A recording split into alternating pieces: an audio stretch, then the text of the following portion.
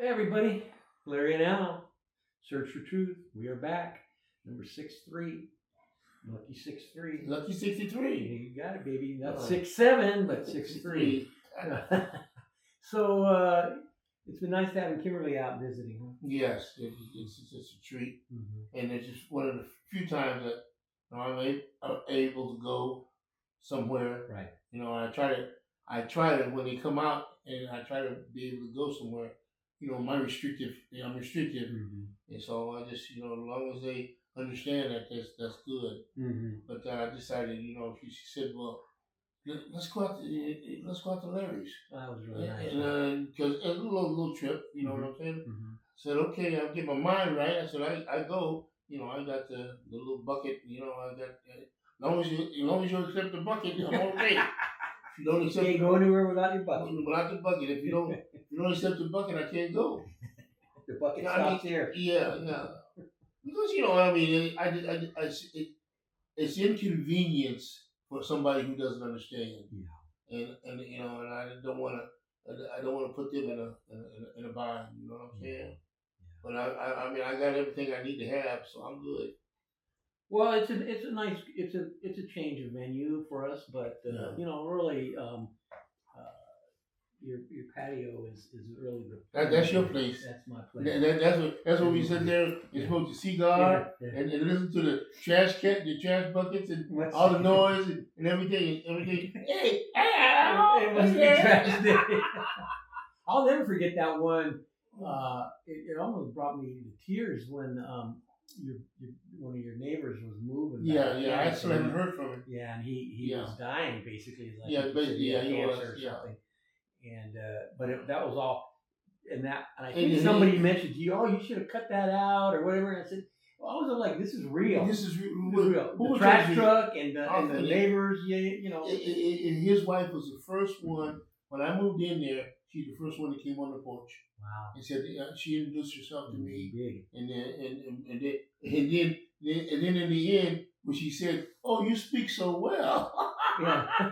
For a black guy, huh? I didn't tell you about the time they put the bananas in my chair. Yes, you did. I was there. I was there that day, I think. Oh, yeah, you saw it. Or you they had just done it, and I got in there or whatever. Yeah, but it was the same day I was there. They put bananas on the chair, and it's like, okay, Lordy. But see, Larry, that's a part of how you have to incorporate your life. Mm-hmm. Okay, that's somebody saying, I don't. This is what I think of you. But that's okay. That's not what I think. That's not what I think of you. Mm-hmm. And so I just keep. That's why I could. Like sometimes you'll be there and you'll see the other people say, "Where you been?" Mm-hmm. And I'm saying, I've been outside my house. Mm-hmm. I don't come outside my house unless my family comes or something like that. Okay. You used to go down to the clubhouse. Did you never? I went down there one time. What was that experience like? Oh, jeez. Everybody, the ladies was there and everything was sitting there, and the old guy was there. They got a picking order around here, okay? Yeah. And so, they wanted to know, what is it that you did? What did you do? Yeah. I told them, I said, I work with high-risk juveniles. Mm-hmm. I work with bad kids. And then the lady said, I don't want to hear no bad news. And I said, okay, if you never see me down here again, okay. Mm-hmm. I mean, but you knowing what the environment is, and people who are number one probably not used to seeing a black person anyway. Yeah. Okay. Yeah. But one who's not the one. I don't fit the description of what they see. Mm-hmm. Okay. Mm-hmm. And it's the tragedy is a stereotypic.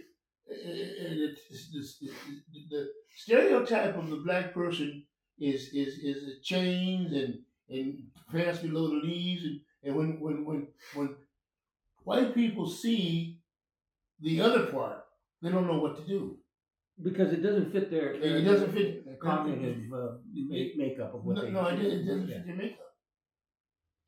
And then because one of the problems I had, we talked about this before, in OCDE, because I was smarter than 90% of the people that were there, but I didn't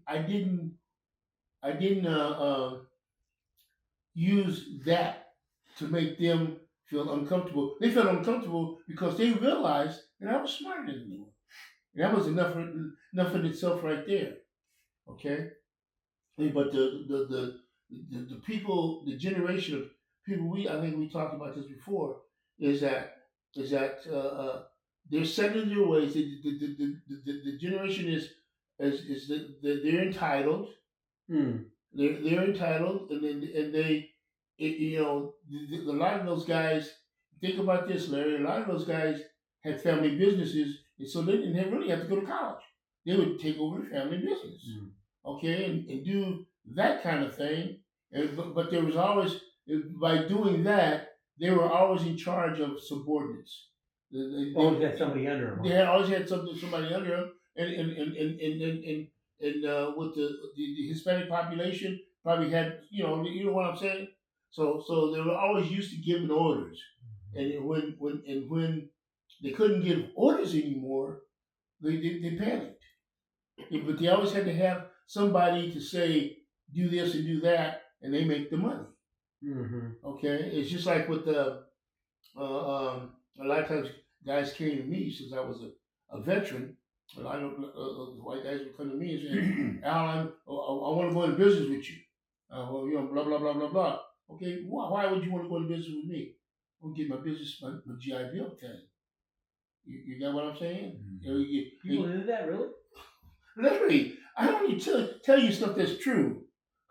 But see, you don't see that kind of, you don't have that environment. No. Okay, and what they would do is they take that and a lot of these guys are would take it over and run you out. Mm-hmm. It's just like, think about this. When we talked about this before. The 20th century, almost 90% of the inventions were invented by black folks. Right. Okay, because I used to go and take it over, and this is one of the things that happened today. Okay, and you think about, what people are upset because they can no longer do what? Tell the minorities what it is. It was when he got rid of the immigration thing, yeah. And he started saying, well, I'm going to get rid of all the, but he didn't tell them he was getting rid of all the people, the people that was working in the fields, people that working at the homes, all of these kind of things. And so a lot of people had to do. They said, wait a minute, who's going to do my laundry? Who's going to pick my fruit? Who's going to build my house? Yeah. Okay. And you talk about employment. You remember when we used to get these subs that used to come in, and they come straight out of school and stuff like that, so they had an idea of what it was like to be a teacher, mm-hmm. And we would tell them, this is what we do. Oh no, that's not what I want to do. I want to teach. I said, well, yeah. You're in the wrong environment. You're working with this kind of kid. Before you can teach this kid, you got to control the environment. And a lot of people didn't realize that. They like you say, oh, I only want to work in the office. I only want to do this. I only want to do that. Okay, but they don't realize that you have to be trained in the environment to be able to do these things, because you don't fall out and what they want to do is fall out of college and be in a 500 Fortune operation. Right. They wanted the corner office. They want the corner office right off the bat. Yeah. So how long did it take us to get the corner office? I don't know if they ever really had the corner office. Yeah, you did, Larry. What? Larry, you know how independent we were? I mean, shoot. I mean, nobody wanted to be around me because they couldn't control me. Okay, this I'm just telling you, but not that you was around me, but they would always probably, and like with Carla, they would ask Carla, how do you work for that guy? Yeah. And they didn't realize the relationship I had with Carla. Mm-hmm. Okay, I known Carla since she was 16 years old. Right, she was in our program, right? Okay, she was in the first graduating class. Right. Okay, she's the same age as my middle or my middle daughter. Mm-hmm. And she, and I got all her kids. Her kids calling me Grandpa Steve. Okay, I mean, and I've been involved with their life. Okay, but like I used to tell her, I says, Carla, if they say that I'm a bad guy, you say I'm a bad guy. Mm-hmm. You don't because you need a job. You need to be going. And she was to tell me, Mr. Steele, I can't believe these people. And I said, oh yeah, but don't worry about it. The minute you don't want to work for me no more, all you have to do is tell me. Okay? And one of the things that I think, she, in terms of doing what we were doing, she was always been my bellwether. So what happened? Some of them came and got her, right, and moved her out. Okay, hall, right? Okay. This is the deal. When we was at Harbor Learning Center, because see, they wanted me out. They wanted me out. They wanted to see them, and they always thought that by getting me out, they would take over the program. Hmm. Okay, but they didn't realize what the program was not me. It's what we brought to the program, right? And how we touched. I mean, I'm sitting at Harbor Learning Center, and I got 65, 70 kids in my classroom, where all the rest of the teachers could barely get. They're supposed to have 20. They could barely even get 10 to come to school. Mm-hmm. Mm-hmm. And then people didn't realize. Well, how do you do it? It's real simple. You treat the people like human beings. Mm-hmm. I mean, and they would send me the kids that they couldn't get to school, and they would say, "How do you get this kid to come to school?" I said, "I treat him like a human being." Well, that's what we're talking about. Real simple. The kids knew that if they came always with us, if they came at a certain time, they was going to get either donuts or burritos or coffee. But if you came after that period of time, you wasn't going to get that. Mm-hmm. Okay, so if you wanted to, we taught them to be responsible in a way, and that's what it was. But we never relinquished what our values were. This, if a kid had an assignment, he did the assignment. If he didn't do the assignment, the kids used to say, "Mr. Steele, how come I only get partial credits?" Okay, I said, "Okay, you want to listen?" I said, we start school at 7:00. You get here at 9:30, 10 o'clock. Okay, mm-hmm. And you get here and you talk and you don't do your assignments. Mm. And they said, "Well, you have to be you have not to be afraid to say these things." See, with a lot of people in transacting, you read Covey, right? Mm-hmm. Okay, one of the things is communicating and transacting. Okay, if you're an educator and you're afraid to tell a kid, "No, don't do that," and they say, "Why?" Well, then you explain to them why. Now, if you want to be in my environment, okay, then you don't do that. And like the little guys, like the new kids would come in, especially the ones that would get sent from the hard asses, and they would come in, and I tell them, and this is what I say to them. I said, you got about a minute and a half to stay in my program, mm-hmm. Okay, because your attitude doesn't fly. But what happened was that the kids would tell them, "Don't come in here." Well, that was the culture. We talked about okay. Culture, yeah. The kids would tell them, "Don't come in here with that crap. This is what we got going on. We can go get a cup of coffee. We can walk around the room. We can do these things without having a whole lot of hassle. We can go to the bathroom, mm-hmm. and we're trusted. People trust us. You see what I'm saying? Because trust in any relationship, it's about trust. and trust is really important. Once that trust is broken, then the relationship it's not broken, but it takes a hit. Okay, and one of the things that the kids knew about me and you, we were the same all the time. We were the same. We didn't change.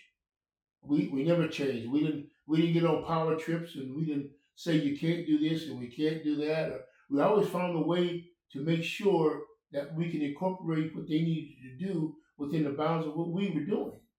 Right. Okay, and if the kids were, like the time that the little girl was having, problems, we put her in. You found out a place where she could have a shelter, and these are the kind of things that we did. And we didn't accuse. We helped. Mm-hmm. Okay, and this is what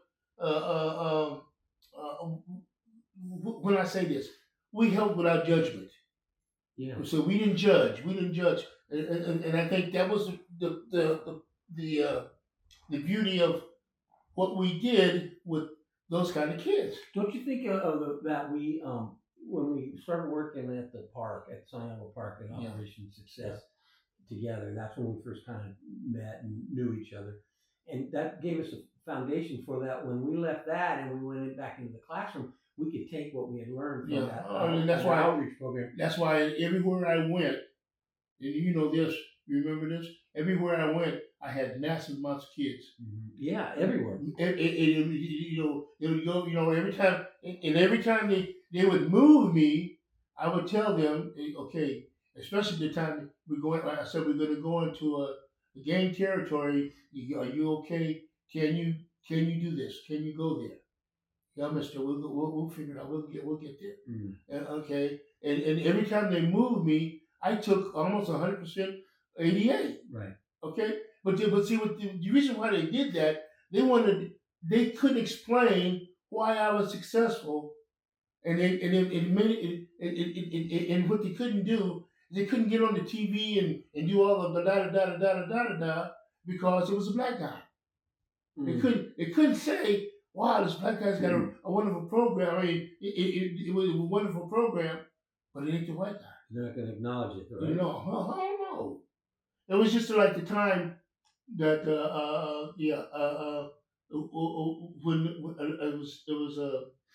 when I was telling you, it was really funny, was at Harvard Learning Center, and I was telling you about the program that was next to with the do all we what was the name? I forget the name of it now. Yeah. Yeah. Well, anyway, it was next door to me, right? And all the other teachers, the teachers on campus, was saying how great the program was. Okay, and I'm sitting there, and I'm saying to myself, okay, yeah, he's graduating kids and blah blah blah, but he was an elective class. Mm-hmm. Okay, and he can even give the kids 5 credits. Okay, I'm running a regular educational program. I'm giving kids credits to graduate. Mm-hmm. Okay, mm-hmm. but the fact that even though he was my complexion, but it was the bullshit kind of thing. It fed into other people's narratives. Mm-hmm. Okay, but nobody wanted to know because they couldn't comprehend. I couldn't explain to them what my philosophy, because they didn't want to hear an educated point of view about what it is I was doing. I understood what I was doing. Okay, it was not mamby pamby wimmy whammy. I understood the number one thing is I use this analogy. If you kick a dog enough times, what is the dog going to do? It's going to bite you. Yeah. But if you treat a human being like a human being, then what did they do? Well, that's the philosophy that was a success for us, I think. Yeah. Well, I mean, we it's just like the time that you was on a vacation and we was following you all the way on the bike. You call in, mm-hmm. and we said we had a little map, and we said, "This is where's Mr. Cunha today?" You said, blah, blah, blah. I mean, but that's still a learning process. Mm-hmm. Everything that you have in your environment, you have to use it as a learning tool. Mm-hmm. And this is what think about this, Larry. From the 2000, we got together. The first time we got together at what was it, 90, 95. 95, 90, whatever. From there to 2000, we graduated a bunch of kids. I don't know what it was. But then we got together again from 2000 to 2015. In between that, we graduated. That's when Carter started counting. We graduated, think about this, 775 kids passing to Casey. Now, people say, well, how come your kids passed to Casey? How come your kids blah, blah, blah, blah, blah? Well, because I made sure that I found out what was the main thing on the Casey that they had to know. It was the scope. I mean, the slope. And so I made, Casey Prep was part of the program. Right. And so, every day we working on Casey Prep, get on the computer, or whatever, however, and remember we started my weekend. We started my weekend so that they would learn how to write spontaneously without not feeling the pressure. Mister, I can't write, I can't do this. I said, okay, do this. My weekend. Tell me what you did on the weekend. Doing an outline form, and then when you get into the Casey, all you have to do is think about you doing my weekend. Put it in an outline form and answer the questions. Well, we put it in terms they could understand it. Yeah. Do it. Yeah. And then we did. We had a good success rate with that, for sure. So that would be, like you said, you would move and you would bring almost the entire student of your classes. Even though we were going all the way across town. They did it on purpose. Why did they follow? Why did they come? Because we offered. It's just like with the one kid. I remember. You remember the kid when we was up at 17th, up at the last site before we went to Harvard Learning Center and up in there.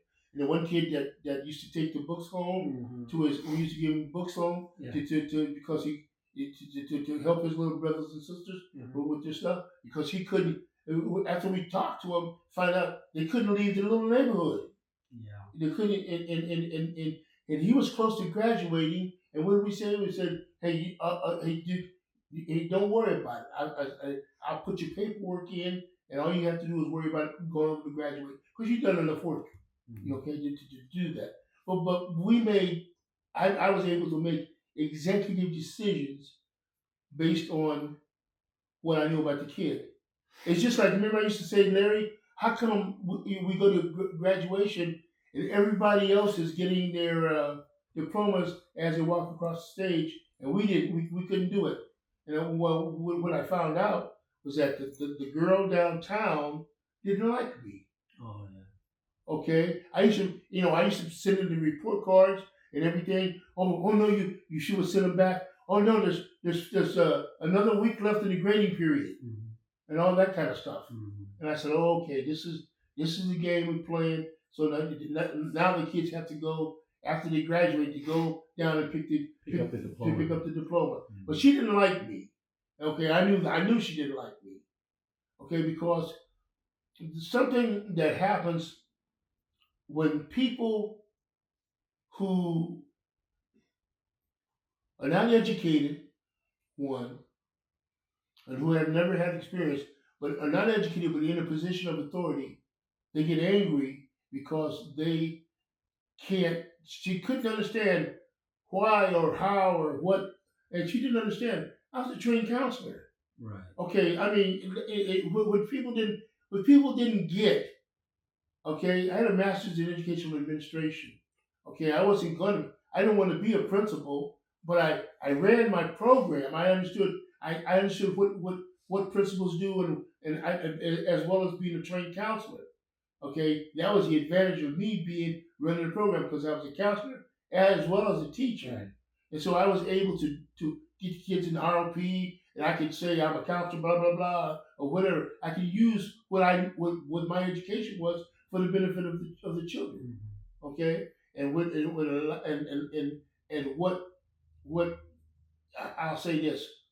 And what a lot of times those Caucasian people in charge don't like is when you don't do the association go drinking and blah blah blah blah and backslapping and all that kind of stuff. When you don't do that with them, they get angry because why? They don't have knowledge of what it is that you do. You think they feel threatened? Well, no, don't feel threatened. They don't have knowledge of what it is that you do.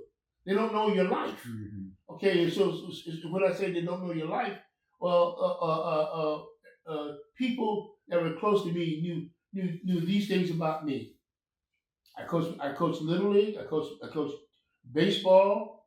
I went to San Diego, or I go up north. If you knew me, you knew that. And plus, I did all the things for my children. Okay, and if you knew who I was, then you know I did these things. Mm-hmm. But 90% of the people that knew me didn't know those things. So that's what they say. They thought they knew. Okay. This is what I did. You remember when I moved over to Harvard Learning Center, right? Mm-hmm. What I said, well, let's for a breaker, deal breaker, icebreaker. And I said, okay. I said, hey, let's do this. Let's every other Sunday or one Sunday a month, we'll go and we'll bring your family and we'll go and eat lunch somewhere. Okay, it happened, and everybody, most of the people came, but then after a while, it was only me and Barb and her husband. So we would go everywhere once a month. But what people what it showed me was who was going to make a commitment to be whatever, okay? But no, they couldn't make the commitment. So not that it was a negative. It's just that I just knew to stay away from them. Mm-hmm. Because see when you're in an environment, you set up things for yourself to gauge who is out there that you can interact with that's going to be positive for you. Mm-hmm. Okay, or I mean, because everybody will check a box, and you'll be able to see friend or foe. Okay, and this is why. And if you ever notice, I mean, and what people didn't realize that I had a close relationship with Mary Lou. I used to call her every morning. Mm-hmm. I used to, this is what people didn't realize. Mary Lou gave us what we did, but I called her when I got to the site in the morning. I called her and said, I'm here. And then before I left the site, no matter what time it was, I said, I'm getting ready to leave. Is anything I need to know or whatever going on? No, I'm gone. Mm-hmm. Okay, that's just a matter of being responsible to the workplace. Right. Okay. Right. Well, see, but a lot of people didn't know that. I didn't explain to nobody that that's what I did, because a lot of people would say, "Yeah, shit, that's still." And you probably, I know you heard this. And he just gets up and he leaves. He just goes on. Mm-hmm. You heard that before. Mm-hmm. No, you didn't hear it. Okay. No, I didn't. I never did. Well, but anyway, but I mean, it might have been that was preferred, I guess. Maybe, yeah, I don't know. Yeah, it was just like, who does he think he is? He's a loose cannon. Blah blah blah blah. But see, you don't have to tell people about your business. Right. Okay. Like I said, every day, no matter where we were at, I call in and check in with Mary Lou when she was in charge of me. Okay. And then went to a stand. When the stand was in charge, we would step in and we leave there in the morning and we go wherever we need to go, and he was happy with us because we produced no matter what situation we were in, we produced above and beyond. Mm-hmm. And people don't like they have their little way that they do things, and they want to, oh, look at me, and see we just went ahead and went to work. We didn't say look at me, mm-hmm. and that's disconcerting to a lot of people. Mm-hmm. It's just no matter where I went, no matter what the situation was, I just said, hey, let's buckle down, let's get to work. Mm-hmm. Mm-hmm. Let's get to work. Yeah. All right. Well, that was good recollection of our ideas and thoughts about how we work together and. Are you ready for 2026? Am I ready for 20? Yeah, I am. Yeah, I'm ready. yeah. I'm ready to turn the page, and Well, the climate. Remember we was talking about what? Remember I used to ask you. I said, "What's the difference between Biden and the Orange Man?" The difference. What's in your mind? What's the difference? where do you begin? But just Okay, let me help you out. The way I see it, with Biden, it was low. There was no drama every day. There was no here. It's drama every time you turn on. It's drama. You know what? I think simple for me is it was a sense of there was a sense of dignity. Yes. And decorum. Yes. In that something you related to in that presidential administration, which is just not even close now. It's just chaos, and it's just one dramatic event after another. Well, how could you? Okay, how could you? If you had a business, you wouldn't hire a convicted felon.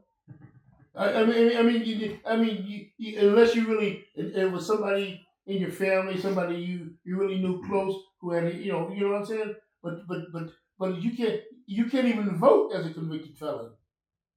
Okay, you can't even get a job as a convicted felon. Now, these people elected this man to the highest office. He's convicted.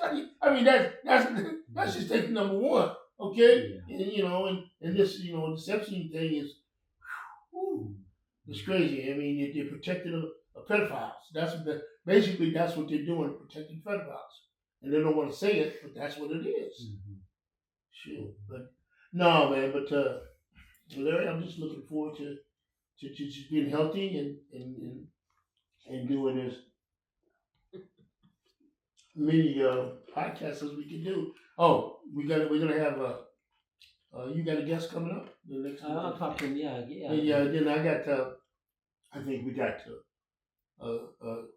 Cheerlead has a Vietnamese friend who wants to do it, and then my optometrist wants to be involved. Yeah, so he told Terry. Yeah. So what I'll do is the next time we do it on Thursdays or however you do it, if your guy wants to come through first, we do it that way. I mean, it's not that we it's just that we just I like your concept when we first got started. The truth. Okay, and Larry now search for truth. Yeah, it wasn't. It was purposely not said search for the truth, but search just for truth. For truth. Yeah. And in whatever we talk about, and people, well, what are you going to talk about, or what's the plan or whatever, and we don't really always have a plan, but as we speak, we would hope after so many episodes, 63 now, that we're just speaking from where we come from, what our experience is. And so, and all we're doing is I don't even know if you ever find the truth, but let me share something. But we can continue to search for it. So I went to do some research, okay? And the Pointer Sisters, you ever heard of them? Well, I grew up with them, okay? And they had the older brother was Aaron. Paul Silas, right? That was their first cousin. Okay. So Aaron went to be an NFL referee. Okay. Ruthie and because at the time when I was growing up, it was Ruthie, Anita, and then there was little one. Then they had another one after that. And then the other brother name was Fritz. So Fritz was in high school. He was in and out of our place called Juvenile Hall, which was 150th. So he ended up being, right now, he's retired. I think from Costa. He was he taught English. So he went on to school. And these are the people that were around Infirmary Park. And I went to my high school. I mean, it's amazing how many people that came from I grew up with, around running around in the environment, and at that time, because it was progressive. The Bay Area was progressive at that particular time, but then everything moves out, because most of the people that moved out from the Bay Area moved out to Stockton and stuff like that, and now gentrification has come in. And my one buddy that I grew up with, known him for 70 years. He has a liquor store there, and I talked to him about once a week, and he just said that I can't believe he's the only one that's still left in Oakland. Mm-hmm. And he's still in. Matter of fact, he grew up in East Oakland. His liquor store is in East Oakland. It's still in that area where he grew up at, and it's really Butch's. It's really tough. Mm-hmm.